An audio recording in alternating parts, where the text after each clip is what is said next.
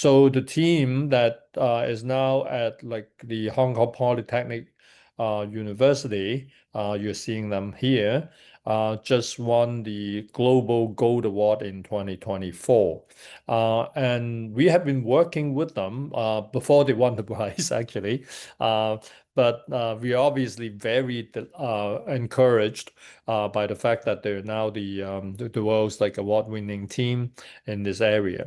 We are now trying to introduce more education technology into our online program. So you will hear a little bit today about the online dating module, which is an update. The other thing that I'm also happy to announce is that like we are now preparing another online course based on the SSLD model, which is titled Life World Design. And it is a program that is like helping people to basically um, come up with a comprehensive and coherent strategic design for their lives as they go through major challenges and transitions in life. So major challenges and transitions in life can include like moving from school into the workforce, immigrating or migrating to another country, starting parenting, a breakup, a divorce or separation, or change of job or resettling to another city or changing your career from like one field to another. Or we can also be talking about retirement. And then, of course, there is the final transition that all of us have to go through. That is like death and dying. So those are the major challenges that we will face, and the Life Well Design program is going to be created and developed in the remaining part of this year. We are looking forward to launching that in maybe 2026. Uh, for people who have been following us, you will know that like we have another online course focused on dementia care, which has also grown considerably over the last while, and we have now recruited over 10,000 learners on that course. So we have quite a few exciting developments, and the adoption of AI-powered learning tools will become an increasingly salient feature in our learning. But I just want to tell people, like I know like AI is a mixed blessing. It is not just like a wonderful tool. It also comes with challenges. It has like social and ethical implications, and people have good reasons to be at least a little bit skeptical or worried about where it is taking us.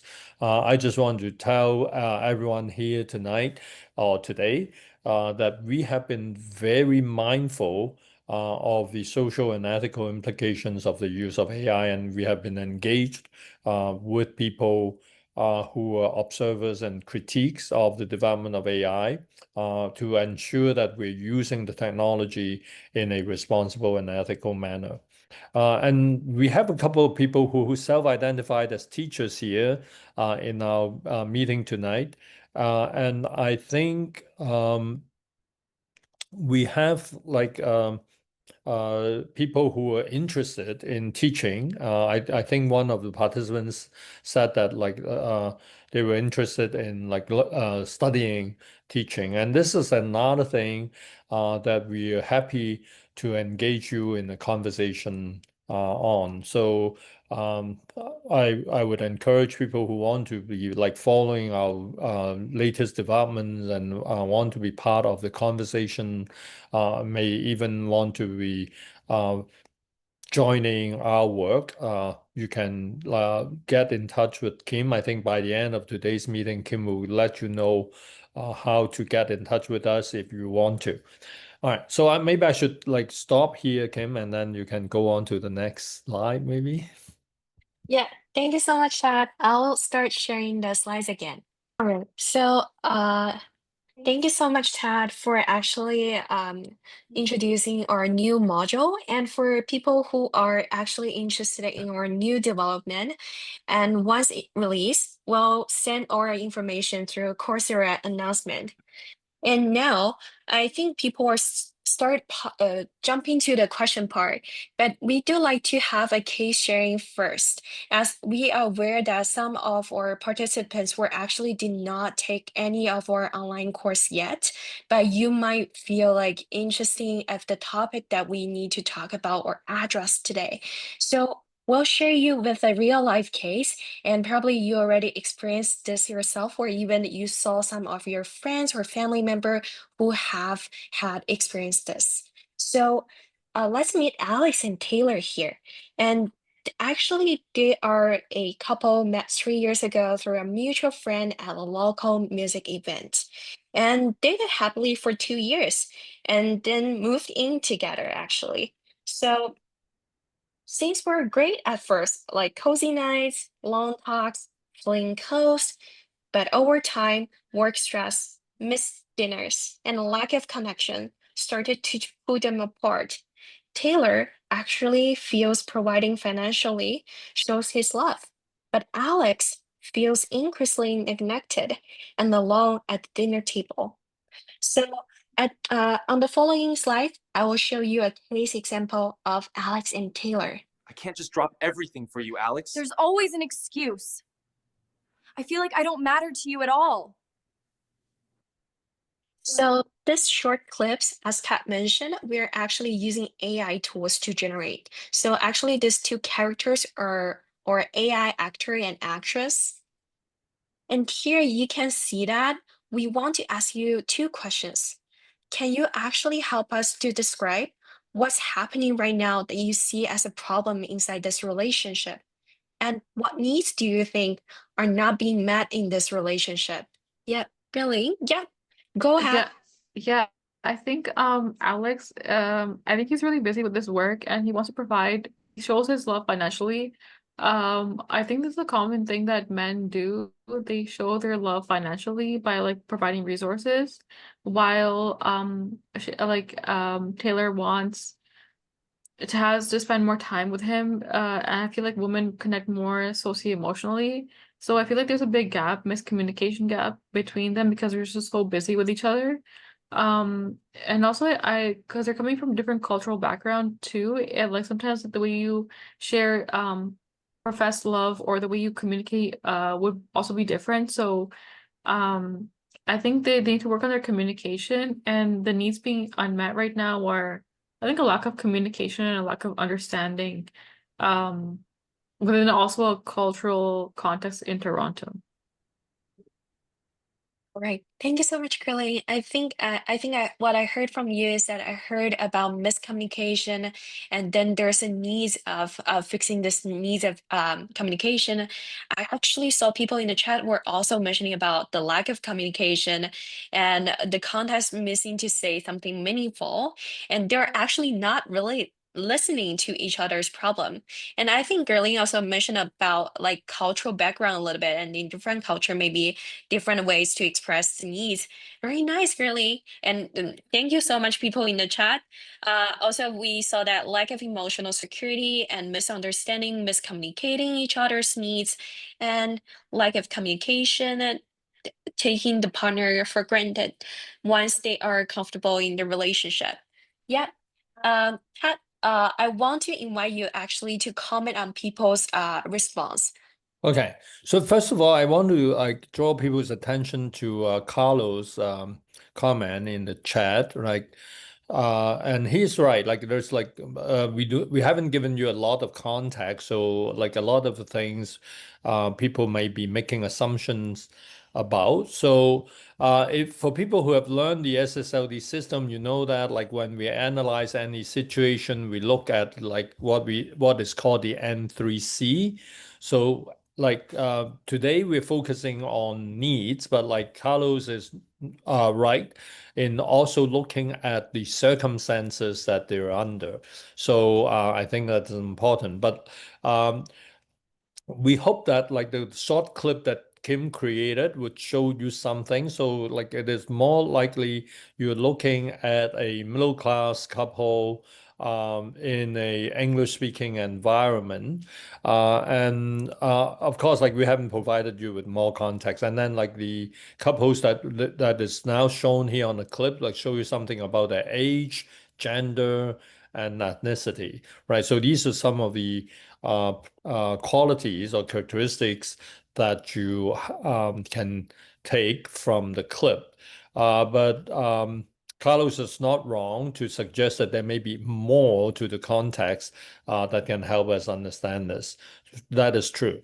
But what we're seeing here is like the couple are actually communicating in a way, making reference to their experienced circumstances. They have obviously needs, like the need to feel like valued, the need to feel that like you actually matter to your partner, the need to be understood, the need to be accepted. So you have all those, but all of those are communicated within the context of a certain set of circumstances. So you can see that it is like a couple in which one person is like playing a very conventional role of like working and providing, but although that can reflect like his commitment to the relationship, obviously one of the things that is missing that like is that he has not been paying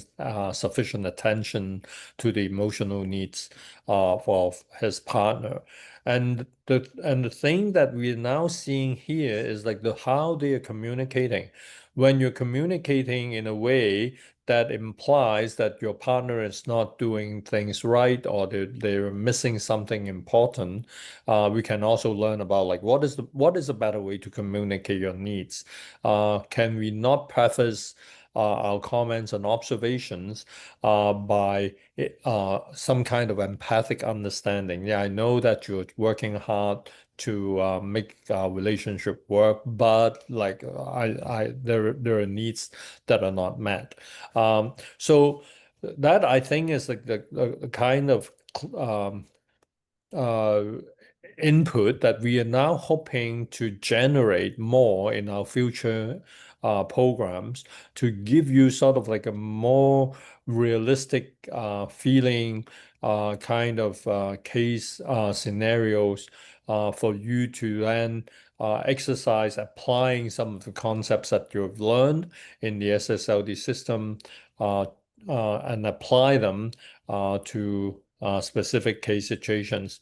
I just want to highlight that like the clip was actually just a few seconds long. Of course, it is not giving you a lot of information, but like I think in the future, what we would be able to do is to create instruction videos like this, which would give you a little bit more content and a little bit more context as well. Thank you so much, Professor Todd. And for those people who are not familiar with our online dating course, so N3C stands for needs, circumstances, characteristics, and capacities.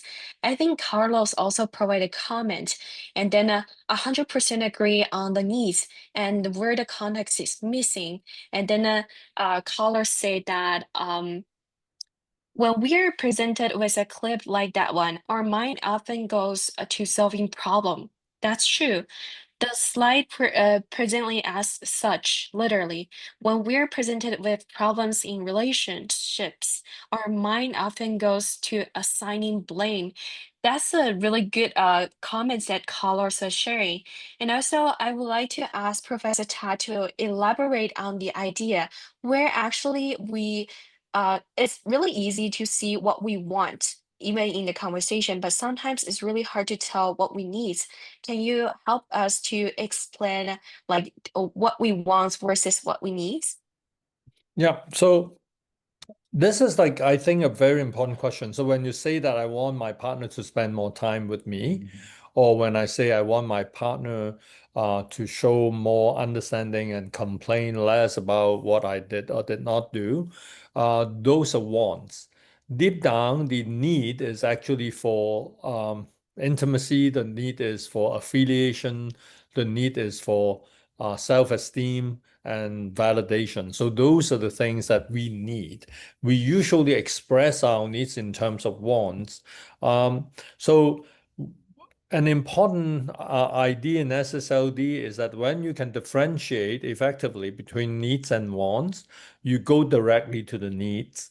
Uh, the wants can sometimes create apparently conflictual situations, which in fact might not actually be conflictual. So you have like two partners maybe debating about like are we spending enough time together, and then we can like be arguing and debating, and one partner claims that yes, I'm trying my best, and then the other partner say no, like like you're hardly even here.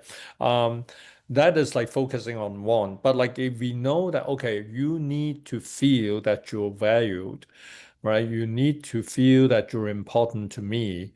And maybe by my like paying too much attention to work and not paying enough attention to you and not spending enough time with you, it makes you feel that you're not being valued.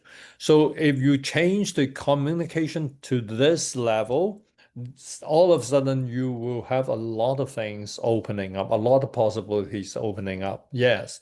So even when you're busy, there are things you can do to communicate to me that I am important to you and I am being valued. So that is like the kind of conversation that that can be built when we have better understanding of people's needs instead of like just focusing on wants. I also received a direct message from a participant who commented on the gender roles that is being represented here. And and this participant was saying that like the example is not in step with roles in relationships, and this is like more representative of past roles with the male being the sole provider. I don't disagree with this observation, and but I think it is probably fair to say that couples sharing this kind of more conventional role differentiation still exist. I would not say that they are universal. We actually are now, like Kim and I are working with our colleagues in Italy now. To developing a course for couples who belong more to a working class background. And then we find that like with the people that we're working with, they show like practices, patterns, and values that are not necessarily universal, but are sort of like more characteristics of this particular demographic. So I just want to say that the observation that this gender role differentiation is not universal. It only represents a certain proportion of the population, not everyone. I agree with that. So this is another key thing that I want to emphasize. In the SSLD model, we have to work with people who come from very different demographics. We have like people who are high income, we have people who are lower income, we have working class couples, we have like middle class high income couples, we have heterosexual couples, we also have like same sex couples, and we want to be able to work with this different couples, and this is why our analysis do not does not only focus on needs. Needs is the center, but we also look at the couple's circumstances. We also look at the characteristics. The characteristics would include, right, their gender, their income level, their occupation, their values, their belief systems, right? And then we also will be looking at the capacity. Like some people have like better capacity or more capacity for resonating or empathizing with another person. Some people will have to learn it. So the key thing about SSLD is that like when you start with like limited capacity, or you feel that your capacity is inadequate, or your capacity has been compromised. The good news is that in the SSLD system, we always seek to work with you to expand your capacity, so that like by the end of the process, your capacity would have been expanded or improved, so that you would be capable of behaving or like relating to one another in a way that is like effective in addressing each other's needs. Yeah, thank you, Tad. And I also received a direct message in the chat that I believe one of our participants say that different ways of expressing love in love language. And I think you probably want to comment on that as well. Yeah, that is very true. Like, as you know, like love is like a very fussy word. If you ask people, how do you define love? What do you mean by love? You probably will get like many different takes on this. Like some, um, I don't know. Like this is maybe like very culturally specific. I do not know how many of our participants have heard about like this well-known. Um, Musical during my time, like it belongs to my generation. Uh, Fiddler on the Roof. Okay, so maybe no one has heard of it. So um in that musical, there is a number in that musical that is titled like "Do You Love Me?" So in which the husband was asking the wife like they have been married for decades and they're like, "Oh, do you love me?" And the wife just said like, I don't know if I love you, but like I've been like preparing your meals and like taking care of you and everything. So to some people, this kind of like caregiving and providing for the need of the other person is love. But to some other people, they don't think that like this is it, right? Some people have like a different imagination of love. Like they need to be doing like romantic things together. And one of the things that I want to warn everyone here is that like not all of us, like depending on the country that we are from, but I would say most of us are likely living in a world dominated by like consumerism. And the consumerist society has this vested interest in helping and making us think about love in terms of consumption. So I'll give you a very concrete example. Like in many cultures, not all, right? Like in North America and Canada, the United States, maybe in some countries in Europe as well, people celebrate Valentine's Day. And they believe that if you love someone, then on Valentine's Day, you should bring this person flowers or chocolates or whatever.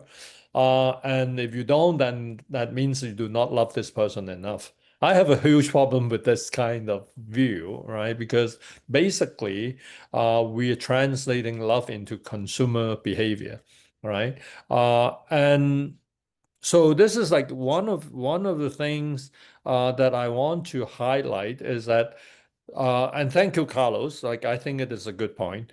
And I actually agree with you because each one of us has a different understanding of what love is. And one of the things that I encourage people to openly negotiate when they're dating or when they're already in a relationship is to actually explore this. Like, so what do you mean by love? How do you express your love? Like what is important? Uh, when your love is like performed or expressed. And I think that is really important, right? I just want to say this, like say for example, I'm not a big fan of like celebrating birthdays, but I do not impose my own view on others. So if I am in a relationship with someone and this person believes that celebrating her birthday is important, I will respect her preference and her needs, right? Instead of imposing, okay, I don't really care much about birthdays and neither should you. That is a very different approach to love. So Carlos, thank you for your comment. And the only thing that I want to add is that like we should communicate openly about our differences in terms of our understanding of what love is. And I think by creating this cause and getting people like what we're doing today, to openly talk about it.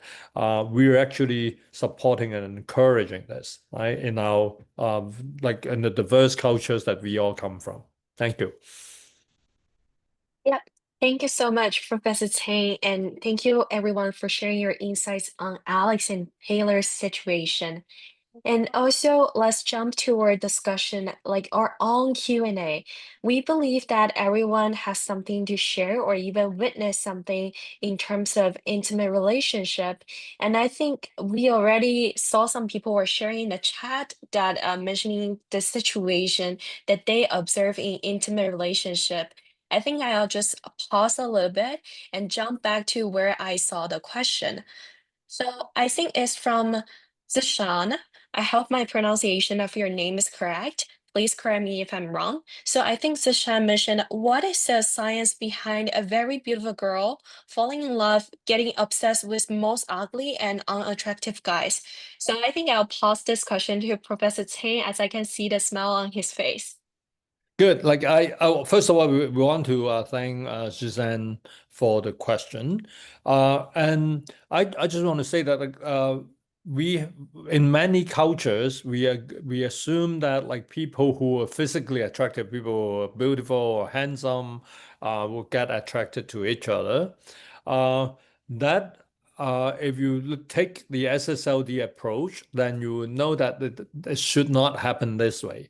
Because when you are attracted to someone who is beautiful, handsome, or um, we ask the question, what needs are being met, right? So some people feel that like if they're dating someone who is considered handsome or beautiful, uh, they may be deriving gratification from the fact that, okay, like people would say that like, I'm lucky, or like people would assume that I must have like some valuable qualities myself as well to be able to attract someone like this. So basically, what is the need that is being met here is esteem needs, like how you feel about yourself. You feel good about yourself when you have like a handsome or beautiful partner. The other possible need that gets like addressed when you have a beautiful or handsome partner is that like because the visual the appearance is pleasant to your eyes, right? For people who come from a Judeo-Christian background, you probably remember about the specific qualities of the forbidden fruit in the Garden of Eden. One character of that is actually a that it is like pleasing to the eyes. So that is the other need that you may get gratified from from someone who is like physically attractive. So then you understand we have already given you the answer now. But many people are getting into intimate relationships for other needs. Some people need a sense of security. Some people need a sense of intimacy. Some people need like someone to be to depend on. Some people need to be taken care of. So those needs have little to do with whether your partner is beautiful or not, right? So when you see two parties who one is like sort of more attractive and the other person is not so attractive in terms of appearance, but they can still be together and they apparently are still enjoying the relationship, then the SSLD answer to that is actually quite simple. Well, there must be like other emotional and psychological needs that are addressed by this partner. And physical appearance is just like one dimension of it. So that is like the first layer of SSLD analysis. There is a second layer of SSLD analysis as well, which is not related to needs, but more related to characteristics. So one of the things that like people may or may not aware is that you think that people who are handsome or people who are beautiful must feel good about themselves, which is actually not always true. We have people who are who have like gorgeous appearance, who look great, like beautiful, attractive, handsome, whatever adjective you want to use, who actually feel very bad about themselves, who actually have like a lot of self-doubt, poor self-image. So if you can think of that, right, if you can understand that, then you know that a lot of people who may look beautiful, might look handsome, look whatever, but they actually may not feel great about themselves. So they therefore when they're negotiating intimate relationships, they will lower their expectations, right, disproportionately. And then they will basically be prepared to put up with a partner with less attractive quality. So that is another layer of SSLD analysis. We have, okay, all right. That I should stop here. Thank you, Tat, for replying to Zishan's question. Zishan, I hope Tat actually addressed your question a little bit. If you have any follow-up question, feel free to just type in the chat again or even raise up your hand.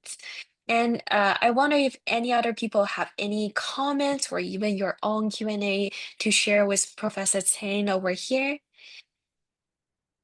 Yep, Grilling, please.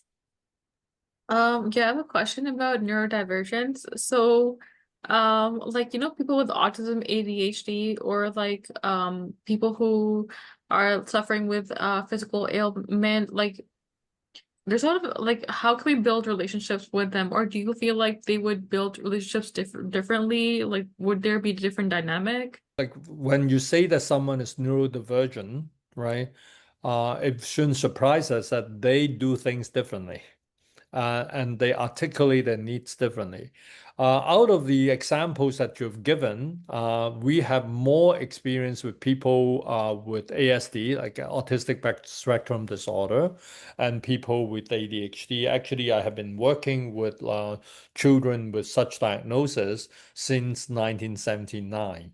So, and the SSLD team actually just like published a report on a randomized controlled trial for parents of children with developmental challenges, showing the effectiveness of an SSLD intervention, which helps parents uh, to learn how to respond to the children's special needs and helping them build special strategies and skills to relate to other people.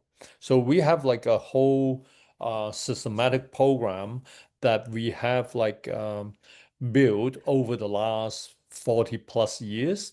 So that is like this is a very broad, like generic answer to your question. So let me tell you how we do this, like building from scratch. In the early 1980s, I worked with children directly who have like severe forms of autism, usually with like different forms of comorbidity. They may also have seizure disorder and like ADHD and other challenges. And uh, we use like following an SSLD framework. We help these children to first learn what we call interpersonal engagement. And then we help these children to learn how to learn, right, through observation and modeling. And then we help them to learn through interpersonal synchronization. And we also help them to learn impulse control by helping them to structure their own behavior in a productive manner so that they can sit there and and focus and pursue an activity for a longer period of time. So back then, like in the early 80s, I was not in Canada. I was born in Hong Kong. First started practicing as a clinical psychologist in Hong Kong in the late 70s and the early 80s. So back in those days, I work with these children, and the school system back then had 35-minute periods. So that was our target. So we train our children, even when they have ADHD, so that they can actually sit there and focus on a task for 35 minutes. We are preparing them to sort of like fit into the school system back then. So that is like a sort of a general description of what we do with people who are neurodivergent. The other group of people who are neurodivergent that we have been working with, and we have like some very impressive success in the last while, were people who are diagnosed with dementia, like older people. So there is like a play intervention with dementia program that we have developed out of the SSLD system that again we have tested clinically. We have conducted another randomized control trial on the intervention, and a paper has been published to use a play intervention to help people diagnosed with dementia. So like the key medium is play, but like the target behavior that we are trying to achieve, like the behavioral change we want to achieve, is interpersonal synchronization and interpersonal interaction. And we also want to make these people derive pleasure when they change the way they relate to each other. So we have a lot of interactive games that we have designed for people. And one of the things that we found with older people with dementia is that once they learn new ways of responding to other people, not only do their cognitive ability improve, we also see that they also have like show more signs of positive emotionality. They like it is like they feel depressed less. They're more energized, and they're able to engage with other people. And one of the things that we did not plan, but like it was a very positive side effect that we have observed with like older folks with dementia, is that once they get involved in our play intervention for dementia program for a long period of time, they will start to manifest more pro-social behavior, like helping other people, sharing things with them. So yeah, for like if you're interested, right, get in touch with us. Like we can share more information about these with you. So like there are two specific groups of neurodivergent individuals that we have like SSLD programs designed for. Thank you, Todd. And also, Gerlene, I hope Todd helped to address your question. And I think there are more people just pulling out their questions, so I'll just read through by chronological order. So I think a person is asking, I wonder if any advice for future relationship examples work on self. Relationship examples work on self?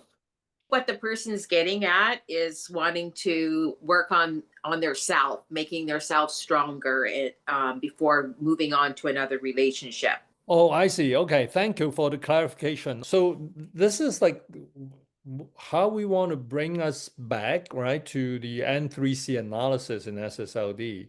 So basically, the more capacity you have, like we talk about needs, circumstances, characteristics, and capacity. So the interesting connection between relationships and capacity is actually quite wonderful. So some people, because of like maybe previous trauma or negative experience or unpleasant childhood or like faulty learning, might be compromised in the capacity to build relationships. Some people may feel that they are socially awkward. Some people may, in extreme form, some people may actually develop like social anxiety or social phobia, and they want to withdraw and like don't want to interact with people. One of the things that we have found in the SSLD program is that like if people go through systematic learning with us, their capacity to relate will improve. And usually, when people's capacity to relate improves, their sense of self would also improve. And then it will feed into a virtuous cycle. So you become more and more skillful interpersonally, and you also experience a steadily increasing sense of self. In SSLD jargon, we refer to that as the sense of self-efficacy. right? You start to believe in yourself that you're able to attain your goals in life. So that is like what usually happens. The other amazing things that we have heard about relationship is like sometimes we have people who just have a very good capacity, who are generous, loving, sharing. And when they enter into an intimate relationship with another person, they help their partner grow. They help their partner heal from previous trauma or like psychological injury or damage. So we have also like come across individuals like that, and that is like really delightful and heartening to witness.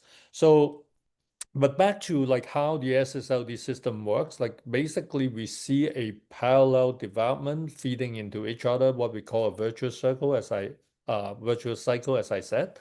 When you develop interpersonal skills, your capacity improves, and when your capacity improves, your sense of self improves. So that is how it works.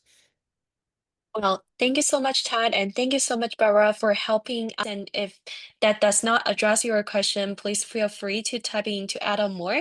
I think Carlos just commented on one of our questions that we addressed earlier. Carlos was saying that I think an element of attraction we seem to dismiss in modern times is behavior. Maybe due to social media, people seem to think that being more authentic means ignoring manners, and it seems like kindness, courtesy, and politeness are not seen as important compared to physical attractiveness. Yet, these are not only attractive, but can make relationships sustainable longer, in a long term. That and good humor. Yeah, I would say I agree with Carlos in general. And then like Carlos, I don't know what your age bracket is. You and I have to recognize that there is also like a change, like changing trends, and like we notice there are like age cohort differences. But those are not categorical, meaning that okay, thank you, Carlos. Okay, thank you. All right. So what I'm saying is that like good behavior, generosity, kindness, good humor, those are attractive to some people. But you're right, like among younger people, there is a tendency to go for, who is like most physically attractive. And like I would say laugh out loud as well. Well, Carlos, you probably would agree with me. Very often, what they consider attractive is also quite subjective. Like, there are persons who are attractive to one group of individuals, but if you belong to another group or another culture, you may not find the same person attractive. So, and I agree with you, good behavior actually has more value in the long-term maintenance of good relationships. So one of the things that we do in SSLD is like, regardless of why you're attracted to people, like, there are people who are attracted to people's wealth, right? Not even looks. Like you have money, I'm attracted to you. And so some people are attracted to status, right? In like you probably know that like in the high school environment, or what we call the high school romantic ecology, people who are popular for whatever reason, like you may be like a good athlete and that's why you're popular, or you're a good musician, so you're popular, or like people all consider you hot or cool, and then you're all of a sudden popular. People are attracted to group assigned status. So when you're popular, people are attracted to you. This kind of like basis or conditions of attraction uh, do not predict long-term stability or long-term gratification or long-term quality of relationships. But it happens, right? So what we do in SSLD is like, instead of like judging people and say that no, no, no, like this is not cool, we want to help everyone to build the genuine capacity to, one, appreciate the other person as they are, develop a sensitivity to what their needs are, the ability to negotiate a good balance between like addressing the other person's needs and addressing our own needs. Coming up with like what we call the all-win design, AWD. Like, so we always want to like work towards a win-win arrangement so that both parties' needs are met. So this is like the general SSLD principle. And as like I suggested in my earlier answer to another question, we also hope that like this growth in personal capacity would move into a virtuous cycle of like improving relationship and improving sense of self. Right. Thank you, Todd. And I think iPhone just posed another question. I think it was an add-on to the previous one. So Mhm. I think iPhone was sending that, what advice can you give to someone who wants to improve themselves after a hard breakup? Good. Okay. So I just want to tell you that we have like a small booklet published by two of my social work graduates, Hannah Kim and Charlene Hu, which I think is available on Amazon. I'm not trying to do a commercial pitch here. It is actually called the Breakup Book based on SSLD principles. So we actually have a program for breakup. And Kim is aware of that. One of our team members, Iris, is actually designing a computer game on breakup using AI. So we're working on the gamification of helping people to go through breakup. Breakup is like, as you know, it happens in real life. So I just want to very quickly comment on like what do we do in breakup and what are some of the key SSLD lessons. One, remember, breakup is a transition in life. So you're transitioning from having a partner to not having a partner, right? So that is a transition. Like if you pay attention to what I said earlier about life world design, your entire world will be disrupted, right? So you need to redesign your life so that your needs are met. So when you are in a breakup situation, to be good to yourself, the first question you ask is what needs are now unmet. Like previously, those needs are easily met because I have a partner. Now I don't have a partner. What needs are unmet? So look at those and try to redesign your lives so that those needs are being met. So that is the sort of the general suggestion. But we all know that like breakup is an emotional process. It will also sound very unreal and even like unrealistic for me to say that, oh, you should do this, you should do that, because we understand that like you got so emotional, like you are not in the best position to follow advice and execute like the most rational principles. So one of the things that I would say is that like allow yourself a period of time going through the transition to feel rotten, right? And to indulge in certain things that would sort of like help you restore balance, right? Um, I can tell you, like my personal medical condition, I'm diabetic. So I would not say, like you should like consume like a huge volume of ice creams on a regular basis. That probably is not good for your health. But when you've just like going through a breakup process and you feel that like by having a lot of ice cream it will actually help you feel better, I would say do it, right? Once you restore your equilibrium, you will find that you no longer would have to rely on those ice creams. So it doesn't have to be ice cream. It can be anything. It can be like uh, going to a Thai boxing class and like and punch on a punch bag, or like take a trip and like spend some time with yourself, or like seek out some of your like high school pals who you have not like been in contact with for years. Anything that will help you feel better and that restore you to a state of equilibrium or balance would be helpful. Then you follow our advice to look at what your unmet needs are and then design specific strategies to address them. Uh, and I just also want to tell you this, another important part of this is like when you're in a breakup, we are not advising you to go back to your previous state. We actually believe that in most breakup situations, it is actually possible for you to make a transition from the current state to a better state. So after you follow all our SSLD recommendations, like chances are you become a better person, you become better equipped to deal with the next relationship. So this is what we hope you would do. Thank you, Professor Tsang. And I'm also aware that we only have 15 minutes left for today's live event. So I think I'll speed up a little bit. And I think I'll just jump to the next question. Do you have any advice for navigating online dating these days? It seems like people are easily replaceable with the vast number of options out there. Also, how can we feel worthy for ourselves and not feel so easily replaced or unworthy? I wonder if Tad could provide some reply to this question.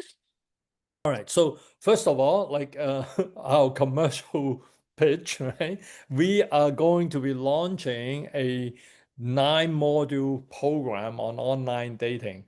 You will receive a notification from Kim when it is ready.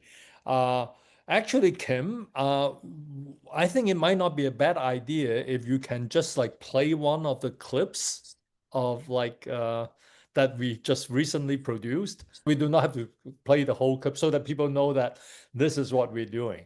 So I think there is like a couple of examples that Michelle has created with her avatar. Basically, what we have to look at this whole idea of replaceability, right, is a very central one. So I know many of you may not like this answer, but I think I need to be completely honest with you. In the world of interpersonal relationship, no one is irreplaceable. Like, I know it sounds very cold-blooded and you do not expect someone like running a course on intimate relationships saying this, but bear with me. Let me explain this to you.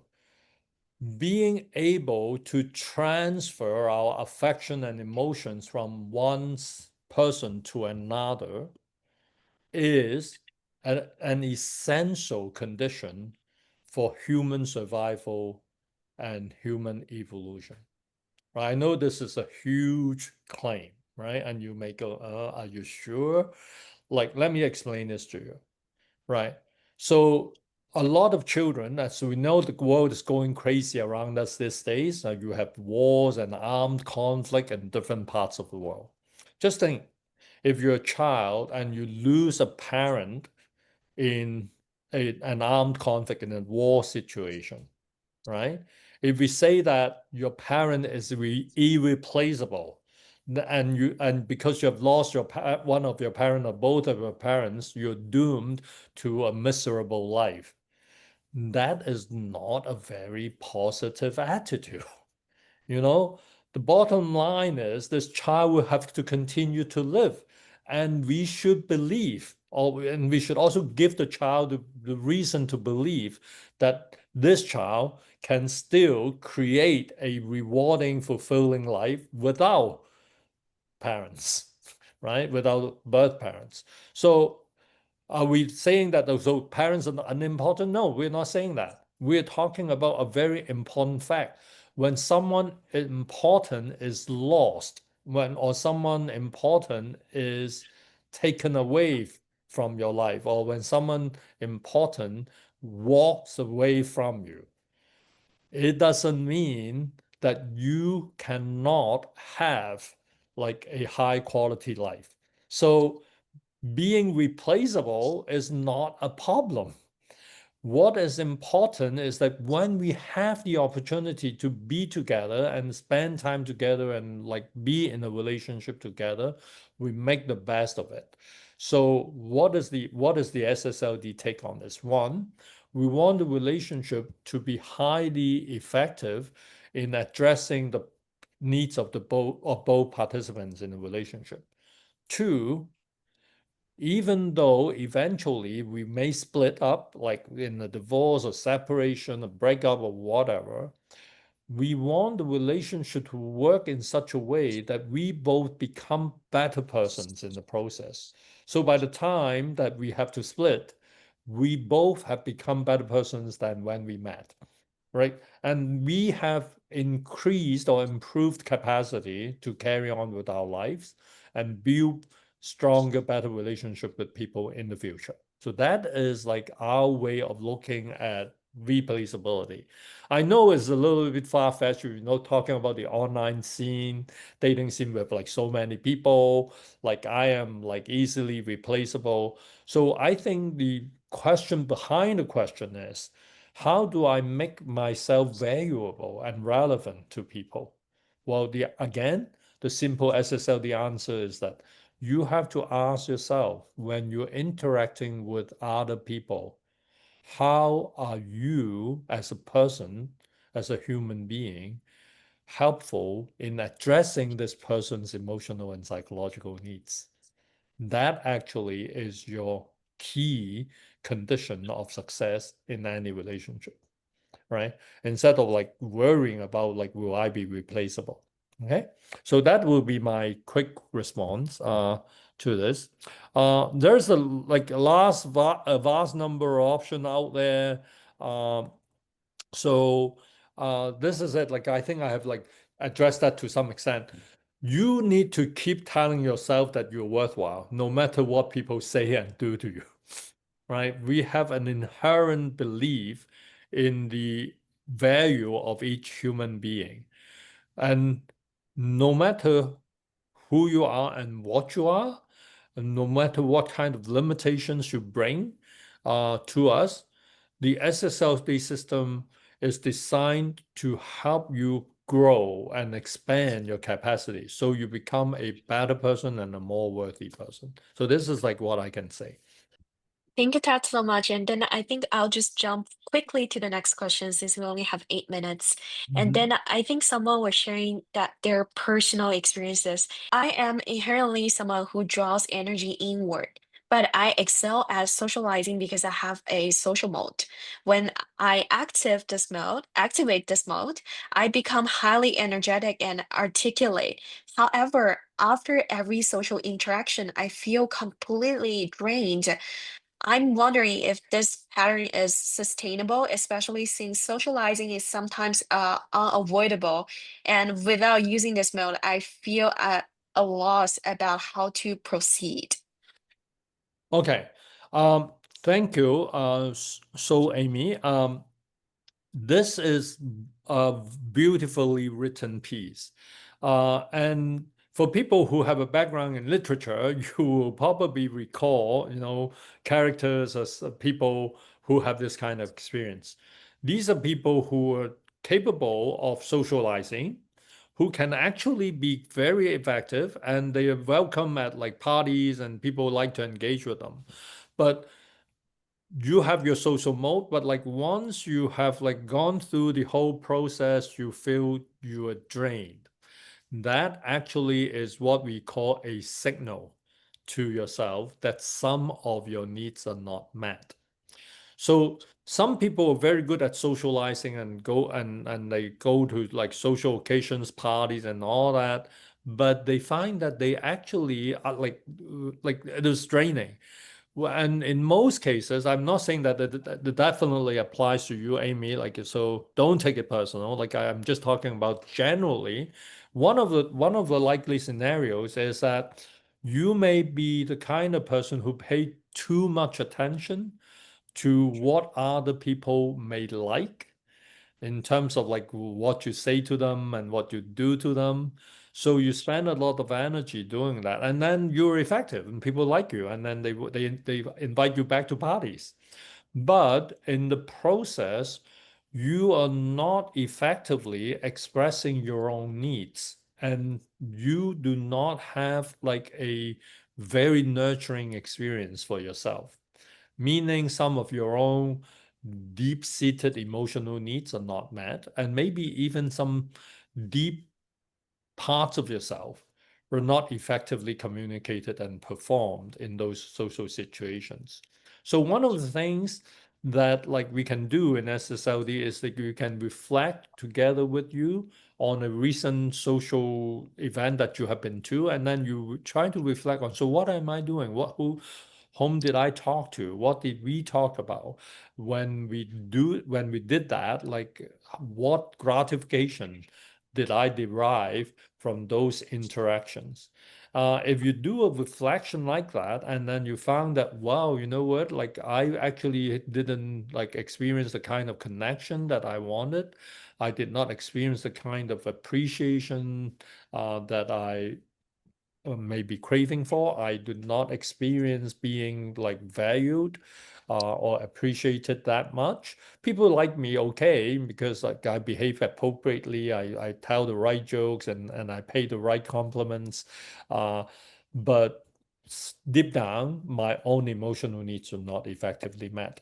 So if that describes the situation, then I would say there is something that you can do. Like we can change the way we interact with each other, and making the communication or the interaction sort of like more reciprocal and balanced. So that is what I would say in response to Amy's comment. Thank you, Tad. And I think we do have a one last question.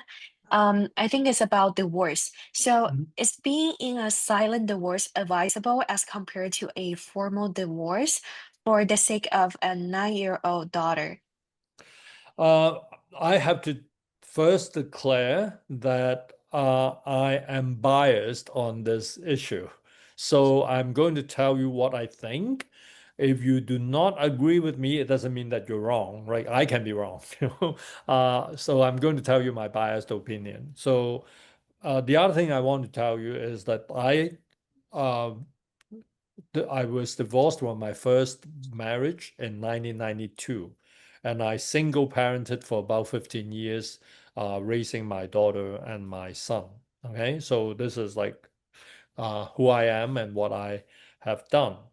Um, what I would say is that children should know what is happening by going through a silent divorce, like meaning that you may be still living in the same house, but you're not like passionate about each other anymore. You actually have stopped loving each other. You're not intimate.